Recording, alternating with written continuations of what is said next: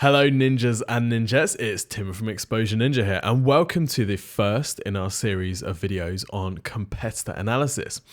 The goal of this series is to show you a process that you can use to analyze your competitors and find their strengths and their weaknesses. So obviously we want to replicate the success that they're seeing in their strengths, and we want to exploit any weaknesses they might have. Either whether these weaknesses are on their websites or whether it's a weakness in that they're not focusing on a particular marketing channel. This is a 4-part video series. This is the first video in the series. So in this video, we're going to be looking at how to analyze your competitors' websites. And I'm going to give you some criteria to use. We're also going to use some examples, as we will throughout the series. So we're going to go over to the real life internet and have a look at the process. I'm going to use a demo business, and we're going to look at the competitors in a particular market, which is fairly competitive online. So I can show you what it all looks like in the real world. In the second video in the series, we're going to look at SEO analysis, so SEO competitor analysis. In the third video, we're going to focus on pay-per-click. And in the final video, we're going to be looking at social media. And before we get started, I just want to make an important distinction because there's a bit of a misunderstanding here. In this video series, we're going to be looking at the businesses your site or your business is competing against online. Okay, so these may or may not be the same as the competitors that you would count as your business competitors. So for example, there are going to be businesses that go after the same customers as you and they sell similar sorts of things. And they're the ones who, you spy on and they spy on you and you monitor what they're doing all day and every day. There are also going to be other companies that show up in the search results for the phrases that you're targeting, if we just take SEO as an example. Now, these groups may or may not be the same. What we'll often find is that when we get a new client on and we say, who are your competitors? And they give us a list. And actually, we find that they're not really competing against any of those businesses online at all. They're competing against a bunch of other companies whose websites are ranking for those terms or who are advertising for those terms. So today, we're going to be focusing on the online competitor side because that's where, these are the people these are the websites that are taking the traffic which you want, really. Okay, so before I take you over to the internet and we have a look at some real life websites and we go through the website competitor analysis process, I just wanted to share 4 questions that we're going to be using as the basis of our analysis today. So whenever we're looking at a competitor website, obviously there's loads and loads of things that we're looking at. There are hundreds and hundreds of different elements to a website and that define its success or failure. But there's really 4 questions that we're going to be looking at today. First up, does this site look modern and compelling? Very, very straightforward. Start with the aesthetics. The second question is the target audience clearly defined? This is quite an interesting one because if you actually get your target audience wrong, it doesn't really matter what your website looks like or what it does or says, you're not going to get the conversions. We're going to have a look at that in the examples. How detailed and informative is the copy, so the text on the site? And then finally, how compelling are the CTAs, the calls to action? So this is the thing that we're asking people to do when they land on the page. So let's take those questions, let's log them in our memory bank, and let's head over to the internet and we're going to have a look at some real life examples. So in the examples in these videos, I'm going to use the search term event equipment hire London for no other reason other than I was just talking to one of our clients who's targeting these terms. So we're going to use event equipment hire London as it's a fairly commercial term. It's a very commercial term in that people want to spend money as a result of this term. It's also quite interesting term because you've got a few different audiences who will be searching for this. We've also got a mixture of Google AdWords, local listings, and we've got SEO as well. So it gives us plenty of stuff to analyze. So the first thing I've done, because we're analyzing websites, is I've picked out the first 5 online competitors. So these are the businesses that are targeting this term, which our client wants to be targeting. So I've picked them out and I've got them open in tabs up at the top here.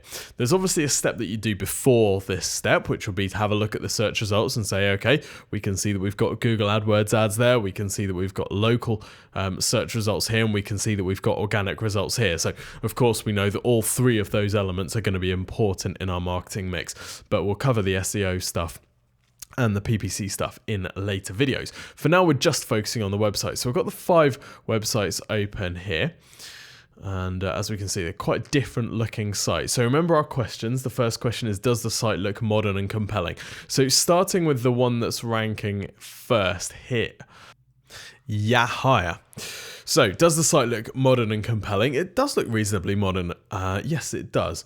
Does it look compelling? It's pretty attractively laid out. We got a kind of full screen thing going on here. We've got a slightly strange navigation setup where we've got this menu on the left hand side, which you don't often see. Very, very small menu options. And then on the right, we've got different categories of products. The next question is the target audience clearly defined? So the target audience for a business like this could be individuals who are getting married or hosting an event, or it could be catering companies, it could be event planners. There's all sorts of different target audiences here. So they haven't really hung their flag on any particular one audience, have they? What they've done instead is they've just shown the product and then they're allowing people to qualify themselves. So if I was going up against a business like this, probably one of the first things I would do is just make sure that each of my audiences felt really welcome on the website. So it might say something like event planners, click here, or if you're planning your first event, click here, and you might get a guide or something as to how to book your first event and to choose the equipment for your first event, because that's going to be something that's quite scary to do. There's none of that really. We're kind of optimizing this for people who know exactly what they want, as we can see from the fact that we're actually offering people the opportunity to view different plates that they can order. So this is really going straight into the nitty gritty, and we're not really helping those people who are going to be completely unsure and need a lot of hand holding. So the target audience isn't massively defined, and I don't think we're catering particularly well to those groups who may be a little bit unsure. Now, how detailed and informative is the copy? We've got some good description here about what exactly they do. If we just click on one of these options here. Okay, so I clicked on crockery hire and it took me straight down to the plates here. So it actually looks like this is basically a one-page site just listing all of the different products that I can hire. If I want to check out more info on the butter knife, for example, then I can do that here. But what am I supposed to do? The next question is, how compelling are the calls to action? Well, to be honest, there really aren't many calls to action. What am I supposed to do if I want to rent this? No idea. I can see an option for long-term hire, but what about short-term hire? Like, what do I actually do? To create your perfect event, call us today, all right? But is that event booking or is this hire? Like, no idea. So really unclear calls to action. So anytime you see something like this, where it's almost like they assume a real high level of knowledge in the audience, then you know that there's going to be some low-hanging fruit. Now, maybe if I'm an event booker and I spend all day, every day booking events, then great, this might be fine. But actually, if I'm not that, then I'm going to have some trouble here. So worth looking at your website or looking at your competitors and saying, okay, if I take my most basic customer, if I take my most basic lead who has the least experience possible in this market, are they going to be okay on this? And I think we can safely say on a page like this, they're really not. They're going to be a bit lost at sea. They're going to feel quite intimidated, and they're probably going to go somewhere where they get a bit more help. So the site looks okay, but other than that, it's really not well designed for the absolute beginner, is it?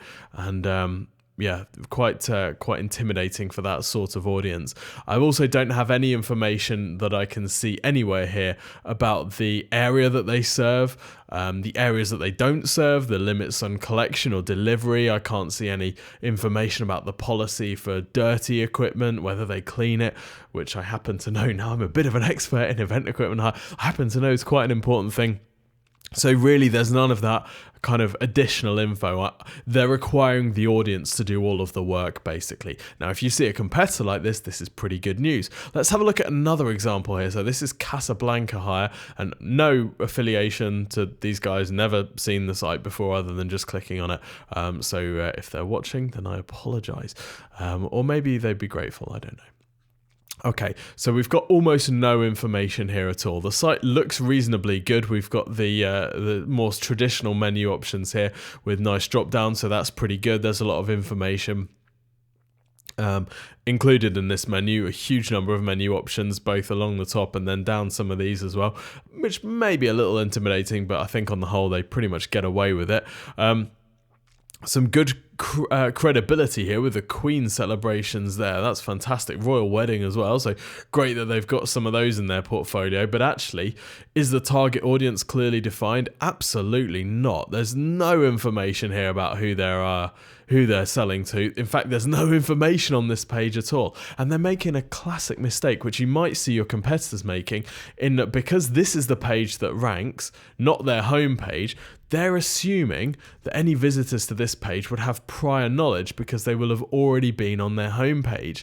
Now we know, just from this example, that that's not the case. I've come into this site through this page, so I've got no prior information at all. I need a complete introduction to who Casablanca are, what they do, who they serve, where they do it, and I've got none of that at all on this page. So there's no copy, there's no text copy at all other than the descriptions of these. I'm not yet ready to order my upright freezer because I don't even know if they would serve me. How compelling are the calls to action? Well, I've got email for a quote, which is going to take me to the contact page, or it looks like I can add these to my quote. So I've just added one of those to my quote. Is that useful? No, I'm probably going to need to add at least a few more, but it doesn't look like that actually works. So I've added 9. Okay, so you can increase those if you want, which is fine. Right, let's go back. I've got no option to get back. So I can go through that process if I want. If I need anything more than that, if I need any help at all, I'm on my own again, aren't I? So I really need straightforward description of exactly what to do and who to talk to. Now, I happen to know that very few people go to these sites and just straight up add all the products. They tend to want to talk to someone, and they often want the expertise of the event company, the hire company, because actually, who's best to know how many glasses you need for a 3-course meal? Well, it's probably the people who do the event hire, isn't it? Probably not the person who's never booked it before. So a bit of clarification needed there. So again, I'm feeling pretty good if I'm competing in this market. Here's the third site that's ranking. A lot of content here, very intimidatingly presented. And we've got a nice description of exactly what they do, which is good. What's the call to action? What are we supposed to do?